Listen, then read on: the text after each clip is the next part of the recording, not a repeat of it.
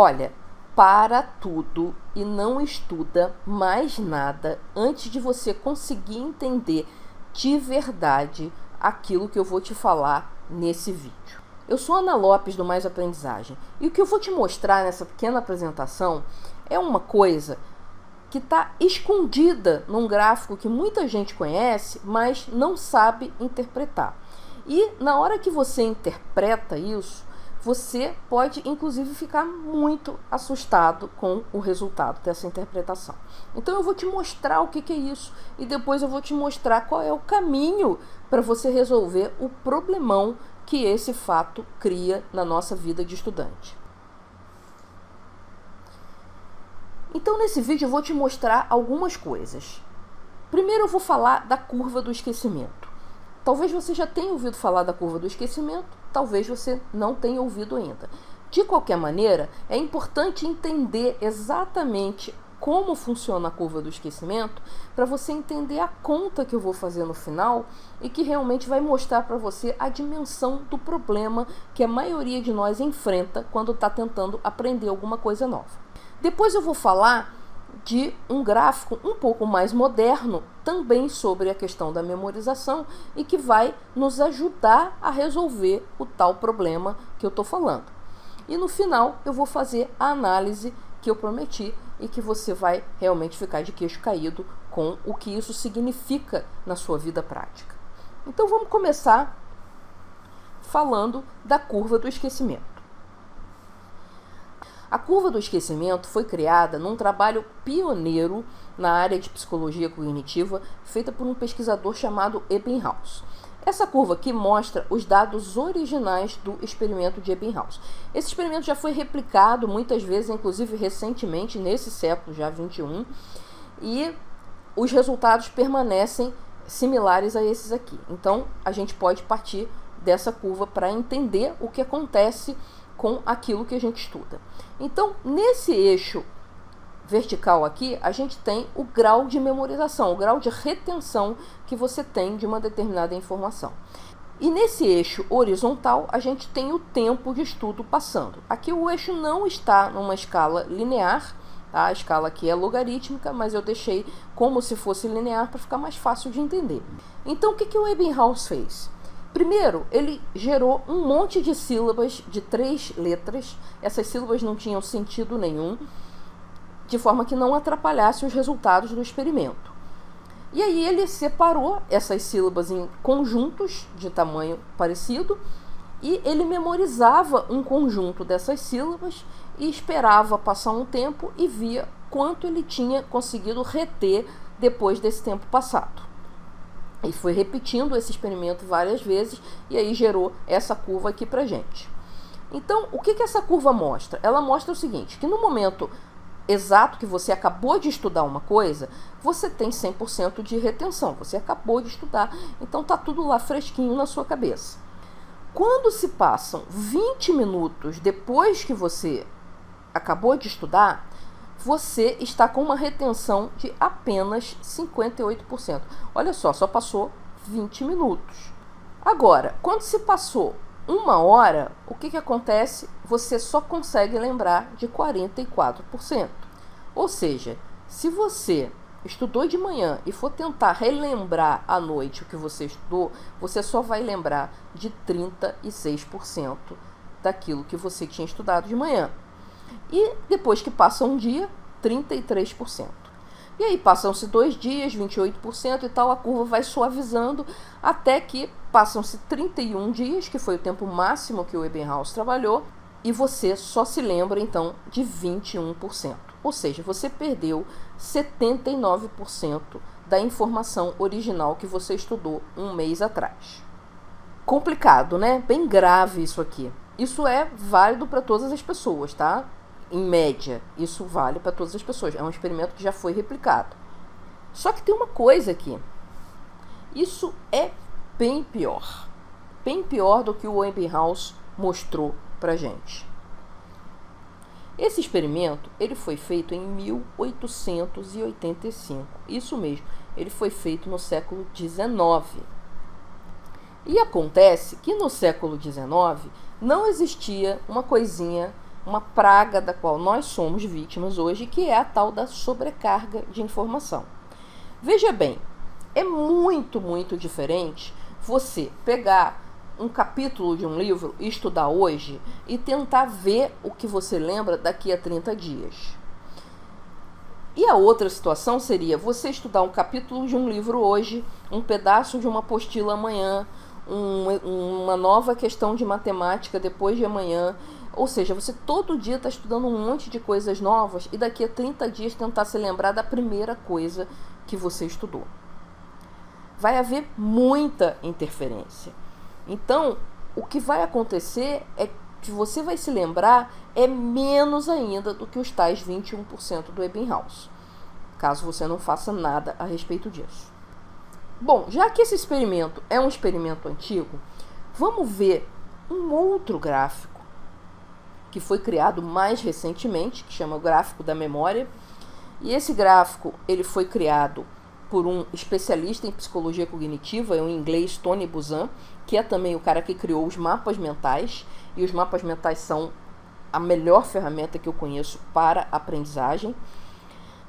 Mas hoje a gente não vai falar dos mapas mentais. O Tony Buzan, ele criou esse gráfico aí, que é o gráfico da memória. Você vê que ele não é um gráfico de dados como é o gráfico do Ebbinghaus. Ele é um gráfico ilustrativo. Ele mostra quais são os fatores que influenciam a memorização de qualquer assunto. E ele é a base da construção dos mapas mentais. Mas vamos ver o que significam todas essas coisas no gráfico da memória. Você tem essa linha azul aqui parecendo um sorriso meio torto, e ela mostra o seu grau de retenção na medida em que o tempo de estudo vai passando. Então esse intervalo de tempo aqui, ele pode ser qualquer intervalo, a curva permanece com a mesma forma. Então pode ser 1 hora de estudo, pode ser 5 horas de estudo, pode ser 1 mês, pode ser uma vida inteira. A curva azul, ela continua com a mesma forma, só se ajustando para o tempo correto. Então o que ela está dizendo? Ela está dizendo o seguinte, que logo no início de um período de estudo é o momento em que você mais vai se lembrar das coisas. Depois você tem uma queda brusca na sua capacidade de retenção. Então o que acontece? Você começa um período de estudo com a cabeça fresca, então você lembra de tudo que aconteceu aqui. Depois, as informações novas que vão chegando, elas começam a interferir com as informações antigas. E na maior parte do tempo, a sua capacidade de retenção das informações é muito, muito baixa, melhora um pouquinho no final desse intervalo. Então, se esse intervalo fosse de uma aula, por exemplo, o que o professor fala no início da aula é o que você vai lembrar mais, o meio da aula é um período muito ruim de memorização e o que ele fala mais para o final da aula tem uma melhorazinha na sua capacidade de retenção. Esse fenômeno aqui do início chama o fenômeno da primazia, esse fenômeno aqui do final se chama o fenômeno da recência, ou seja, o que você aprendeu mais recentemente, você tem mais facilidade de lembrar. E o que fica aqui no meio é aquilo que a gente perde, ou seja, a gente perde muita coisa no intervalo de estudo. Agora vamos ver outros fatores que influenciam e que podem mudar a forma dessa curva aqui. O primeiro fator está representado aqui por esse X verde, que tem a letra U de understand em inglês. Quer dizer o seguinte, quando você tem uma compreensão diferenciada daquilo que você está ouvindo, a possibilidade de você memorizar aquilo é muito maior. Isso acontece muito quando você tem uma sacada, quando você finalmente entende alguma coisa, quando a ficha finalmente cai. Quando acontece esse tipo de coisa, você acaba memorizando aquela informação com muito mais facilidade.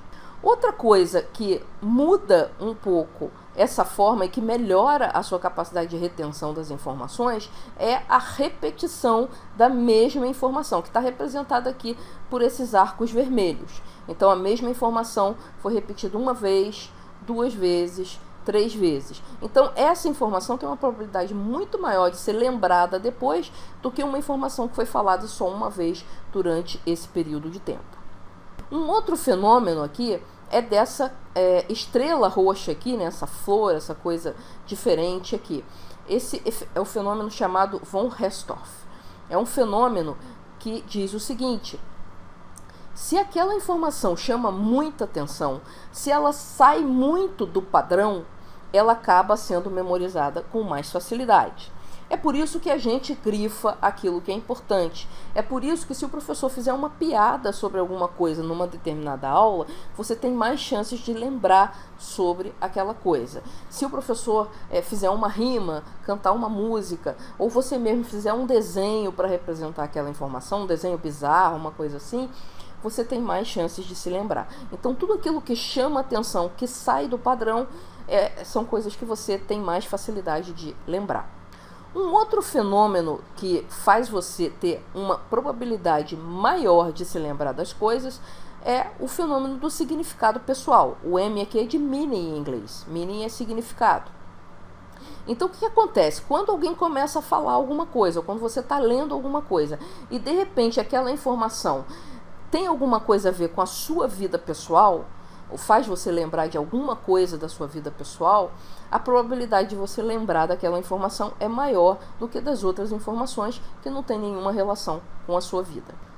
E finalmente a gente tem a questão do interesse, que são essas setinhas aqui em azul que estão embaixo da curva, porque o que acontece quando você está realmente interessado em alguma coisa, em aprender aquela coisa? Acontece que esse interesse levanta toda a curva azul para cima.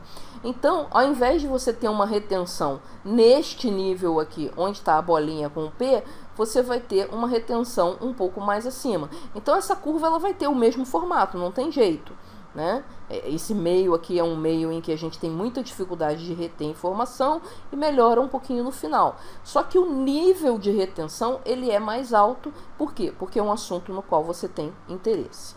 Então, resumindo, esse gráfico mostra os fatores que a psicologia cognitiva foi descobrindo que são importantes na hora de você conseguir reter uma informação nova, uma informação que você está tentando aprender.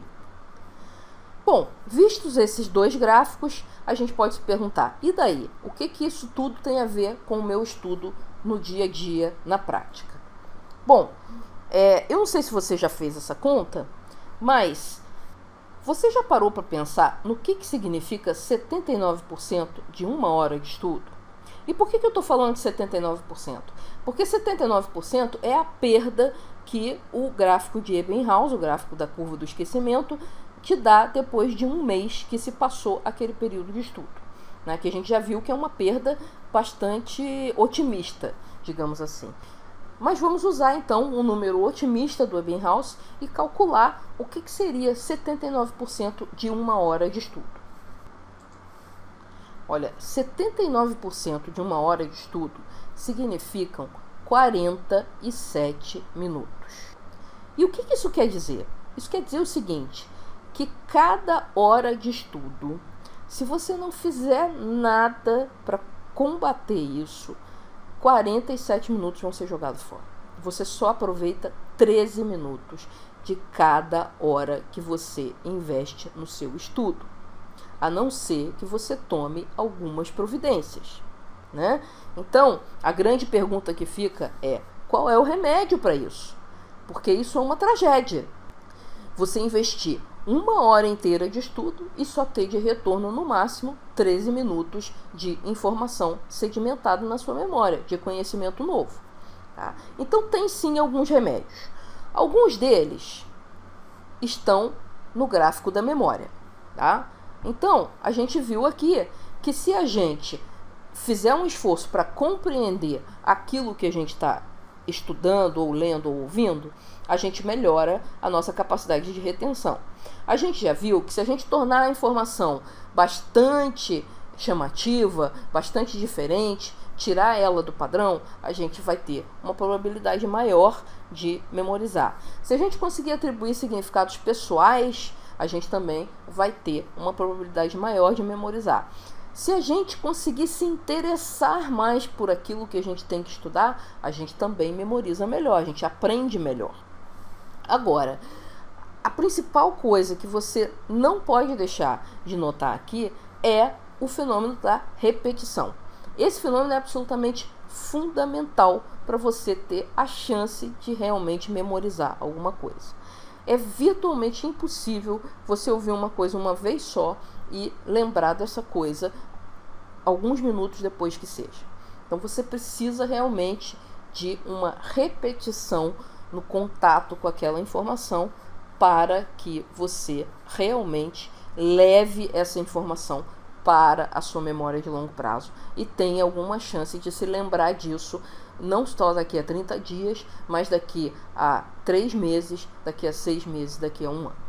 E o que são essas repetições? Essas repetições são as revisões. Você tem que fazer revisão. E isso é uma daquelas coisas que todo mundo sabe, mas ninguém leva a sério. Só que não levar a sério as revisões significa o quê? Jogar fora, no mínimo, 80% do seu tempo de estudo. Você quer continuar jogando fora 80% do seu tempo de estudo? Pois é, eu acho que não, né? Vamos ver como é que a revisão funciona no nosso cérebro. A revisão, na verdade, ela vai combater a curva do esquecimento.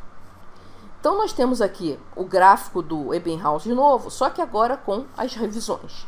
Então, suponha que você estudou alguma coisa de manhã, a curva do esquecimento atuou fortemente sobre aquilo que você estudou, você chegou à noite e você só sabe 36% daquilo que você estudou de manhã, 9 horas depois, né? Aí você faz uma revisão, o que você faz? Você traz a sua memória para 100% de novo. E aí, a partir desse momento, a curva do esquecimento começa a atuar novamente. Aí suponha que 2 dias depois, você resolveu revisar novamente. Então, o que vai acontecer? Você traz a sua memorização, a sua capacidade de lembrar daquela informação para 100% de novo. E aí, a curva do esquecimento começa a atuar novamente. Tá? Isso sempre vai acontecer. Agora, você poderia me dizer, bom, então eu estou só adiando a tragédia. Porque toda vez que eu recordo a informação, a curva do esquecimento começa a atuar de novo. Aí eu recordo de novo, a curva do esquecimento começa a atuar de novo. Quer dizer que então, no máximo, daqui a 30 dias eu já vou ter esquecido 80% da informação. Então, isso é muito, muito improdutivo. Na verdade, memorizar não é uma coisa simples. Principalmente se você tem um volume muito grande de coisas para memorizar. Mas existe um fenômeno que está acontecendo aqui, nesse gráfico, que na verdade é um gráfico também ilustrativo, né? Eu não estou trabalhando mais com dados originais aqui, mas é só para mostrar o que acontece. E depois eu vou explicar do ponto de vista da neurociência por que isso acontece. Eu vou contrastar essas duas, a primeira e a última curva aqui. Se você reparar bem, essa curva laranja aqui, que é a que acontece depois da segunda revisão, ela tem uma queda muito mais lenta do que a queda original, depois da primeira vez que você estudou aquele assunto. Tá? Isso foi acontecendo aqui também, só que isso aqui não está tão claro. E vai acontecer aqui. Se você fizer uma terceira revisão, essa curva vai ser mais lenta ainda. Ou seja, quando você revisa, não só você está adiando o tempo que você vai levar para esquecer aquela informação, você está também alongando esse tempo. Então, ao invés de você se esquecer daqui a 30 dias, você de repente vai estar correndo o risco de esquecer daqui a 60 dias. E assim, cada vez que você revisar, você alonga mais esse tempo. Até que chega um ponto que aquela informação está praticamente colada na sua memória de longo prazo e você não esquece mais. E por que isso acontece? Né? Isso aqui não é uma coisa prevista para o Ebbinghaus. Aquilo foi só a primeira experiência nessa área de psicologia cognitiva de estudos da memória. O que acontece aqui é explicado pela neurociência moderna. É que cada vez que você faz uma revisão, você está reforçando o mesmo caminho neuronal. Aqui no primeiro estudo, você só abriu uma picada no meio do mato. Se você não cuidar dessa picada, o mato vai tomar conta. Quando você faz uma revisão, você dá uma limpadinha no caminho. Quando você faz outra revisão, essa picada começa a ficar com um caminho mais delineado, fica mais difícil dela sumir no meio do mato. E assim sucessivamente. Cada vez que você revisa, o caminho neuronal que te leva até a informação que você quer guardar, ele fica mais forte. E aí a curva do esquecimento sobre aquela informação fica mais fraca, mais lenta. Então o que a gente pode concluir disso tudo aqui? A gente pode concluir o seguinte, que a revisão, ela é simplesmente essencial na hora que você está estudando. Ela não pode ser, como é na maioria das escolas, como é para a maioria dos estudantes, uma coisa que você faz se der tempo. Ela tem que estar prevista no seu tempo de estudo, senão você está se enganando e jogando 80% do seu tempo na lata do lixo. Bom, então agora que você já entendeu que sem as revisões o seu tempo de estudo vale muito pouco, rende muito pouco, você muito provavelmente está começando a se preocupar. Mas onde é que eu vou encontrar esse tempo? Porque, na verdade, a grande maioria das pessoas hoje está com uma falta de tempo absurda, porque a gente tem muitas coisas para dar conta. Então, o que eu te sugiro é que você fique de olho no próximo e-mail que eu vou te mandar, porque eu vou te mostrar como foi que eu transformei 5 horas de estudo em 14. Pois é, as pessoas dizem por aí que o tempo é uma coisa super democrática e que ninguém consegue esticar o tempo. Mas eu consegui, com alguns truques, esticar 5 horas que eu tinha para estudar uma coisa e transformar essas 5 horas em 14. Eu usei essa técnica para estudar inglês no momento em que eu precisava desesperadamente saber inglês, mas eu não tinha tempo absolutamente nenhum. Então eu vou te mostrar o que eu fiz, eu vou te contar a história e depois eu vou mostrar para você como que você pode aplicar as mesmas técnicas para estudar qualquer coisa e, mais importante, para você conseguir incluir revisões no seu estudo cotidiano, como uma coisa habitual. Então, espera o próximo e-mail que vai estar muito legal o próximo vídeo, tá bom? Um beijo e até a próxima.